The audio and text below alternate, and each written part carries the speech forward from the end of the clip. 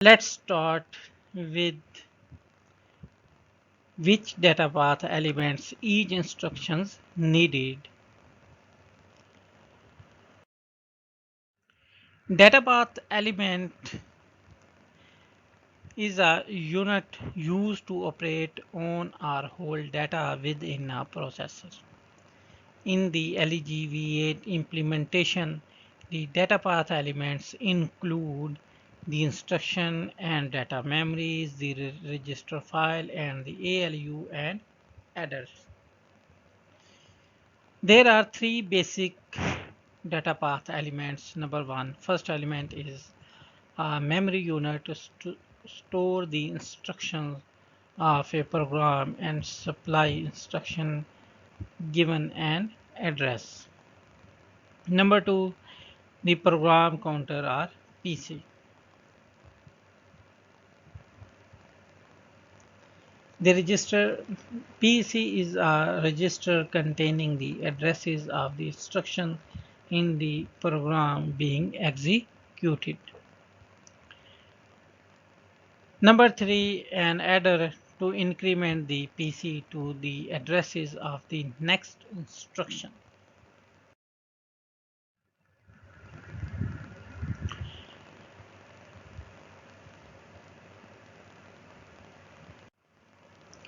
This figure shows two state elements are needed to store and access instructions, and an adder is needed to compute the next instruction's addresses. The state elements are the instruction memory and the program counter. The instruction memory needed only provided read access because the data path does not write instructions. Since the instruction memory only reads, we treat it as a combinational logic. The output at any time reflects the contents of the location specified by the addresses input. And on read, control signal is needed. We will need to write the instruction memory when we load the program. This is not hard to add and we ignore it for simplicity. The program counter is a 64-bit register that is written at the end of each clock cycle and thus does not need to write control signal. The adder is an ALU wire to always add its two 64-bit inputs and place the sum on an output.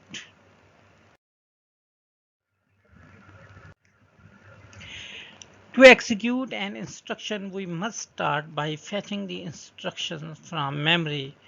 To prepare for executing the next instruction, we must also increment the program counter so that it points to the next instruction, that is 4 bytes.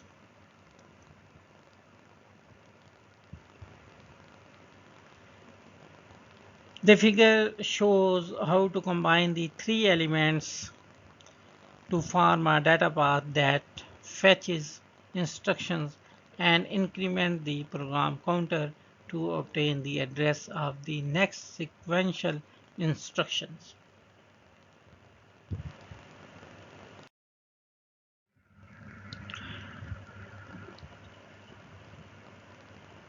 The processor's 32 general purpose registers are stored in a structure called a register file. A register file is a collection of registers in which any register can be read or written by specifying the number of the register in the file. The register file contains the register state of the computer. In addition, we will need an ALU to operate on the values read from the registers. So a register file is a state element that consists of a set of registers that can be read and written by supplying a register number to the accessed.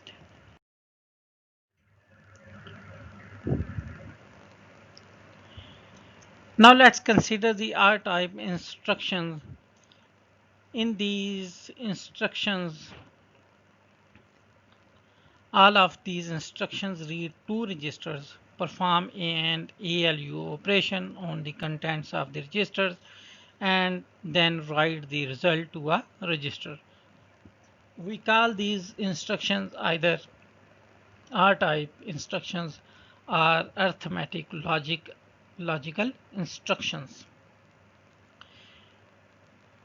This instruction class includes add, subtract, and or, which were already introduced in chapter 2.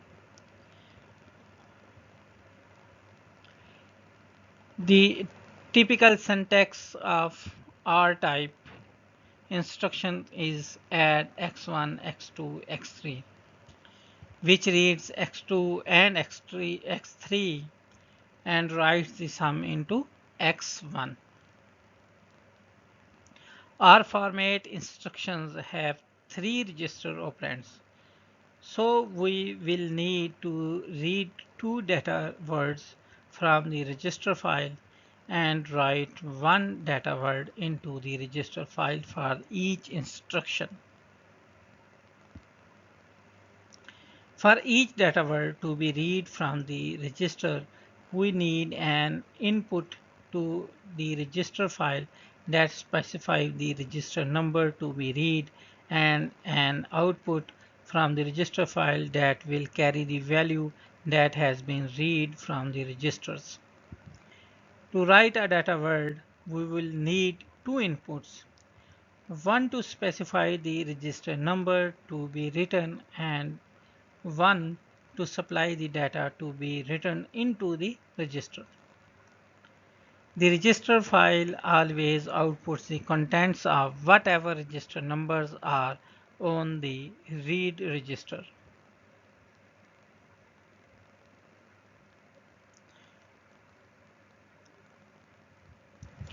Writes, however, are controlled by the wired control signal, which must be asserted for a write to occur at the clock edge.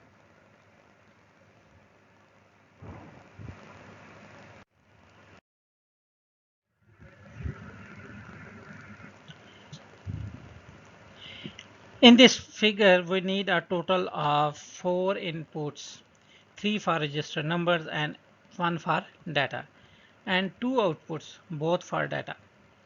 The register number inputs are 5-bit wide to specify one of the 32 register, whereas the data input and 2 data output buses are each 64-bit wide. This figure also shows the ALU, which takes two 64-bit inputs and produces a 64-bit result, as well as a 1-bit signal if the result is 0. The 4-bit control signal of the ALU is described later in this chapter.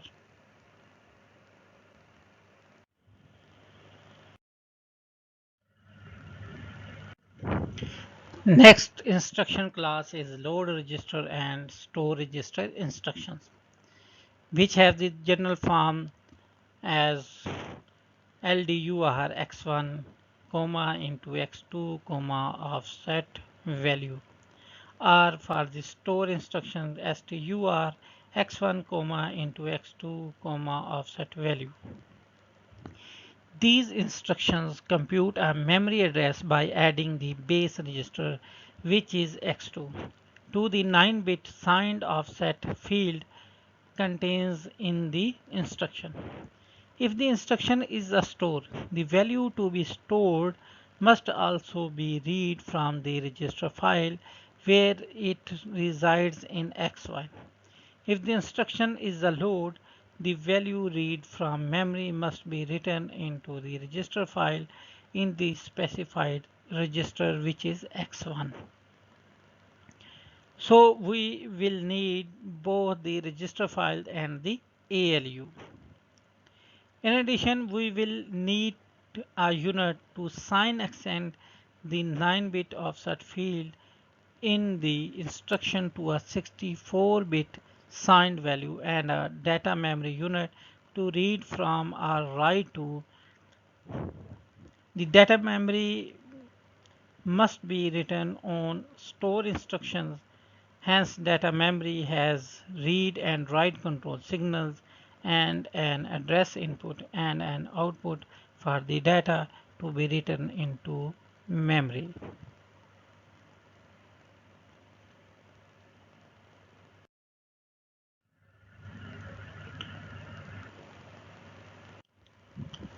Here is the two units needed to implement load and stores in addition to the register file and ALU are the data memory unit and the sign extension unit.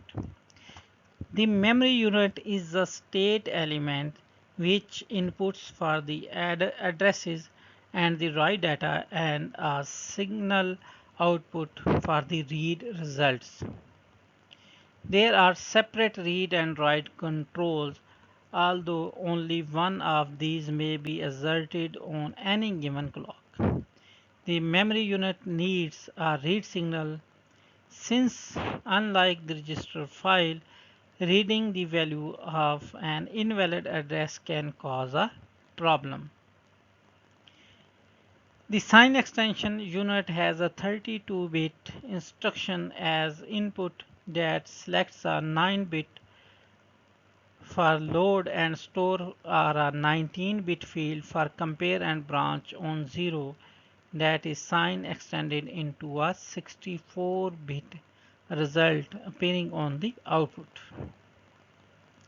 We assume the data memory is edge triggered for writes. Standard memory chips actually has a write enable signal that is used for write, although the write enable is not edge triggered or edge triggered designs could easily be adopted to work with real memory chips.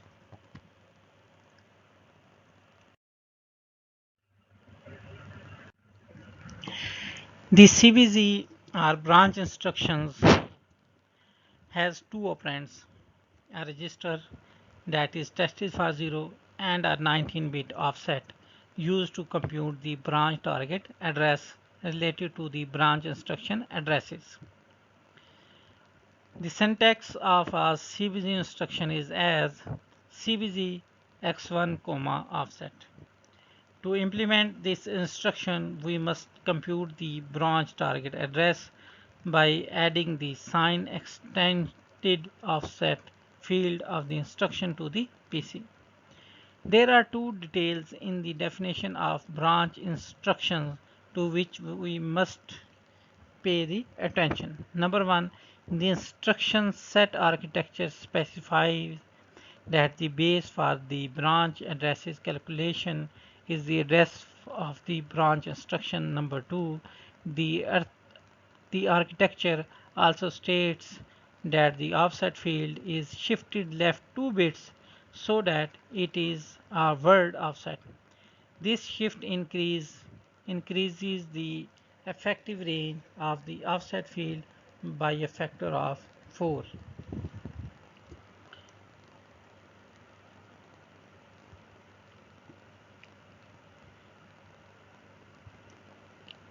As computing the branch target addresses, we must also determine whether the next instruction is the instruction that follows sequentially or the instruction at the branch target address. When the condition is true, means the operand is 0, the branch target address becomes the new PC address and we say that the branch is taken.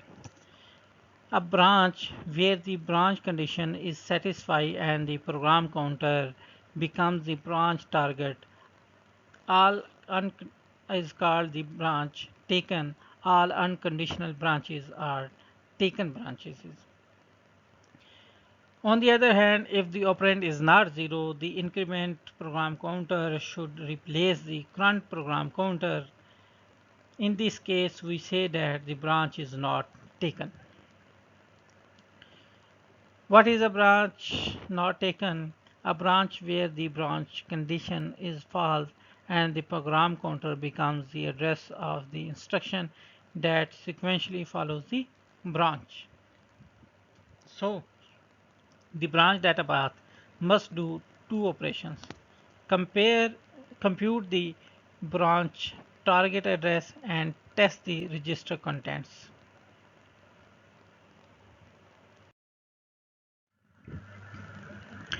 This figure shows the structure of the data path segment that handles branches. To compute the branch target addresses, the branch data path includes a sign extension unit and an adder.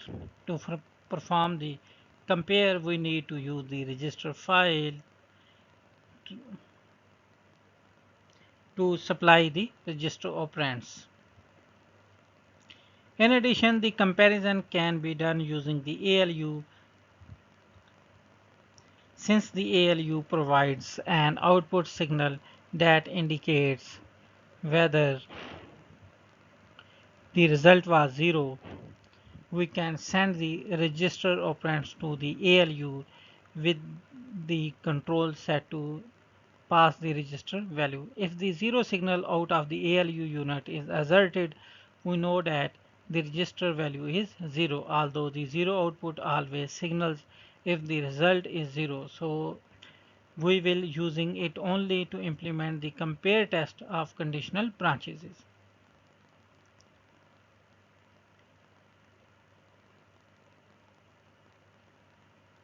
The branch instruction operates by adding the PC with the lower 26 bits of the instruction shifted left by 2 bits. Simply containing 00 to the branch offset accomplish this shift. Now after examine the data path components needed for the individual instructions classes, we can combine them into a single data path and add the control to complete the implementation. This simple data path will attempt to execute all instructions in one clock cycle. This design means that no data path resources can be used more than once per instruction. So we combine all the pieces to make a single data path for the core LEGV8 Earth architecture by adding the data path for instruction fetch, for R-type instructions, for memory instructions, and the data path for branches.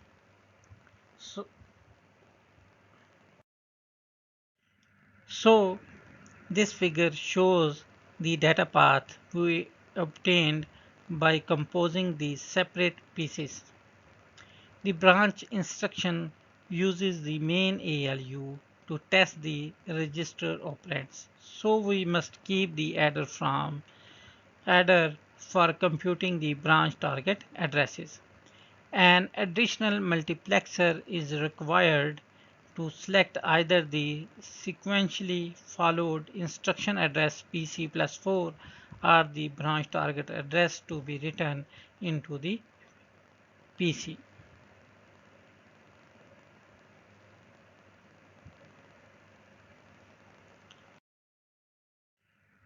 Now we complete this simple data path, we can add the control unit. The control unit must be able to take inputs and generate a write signal for each state element, the selector control for each multiplexer, and the ALU control. The ALU control is different in number of ways and it will be useful to design it first before we design the rest of the control unit.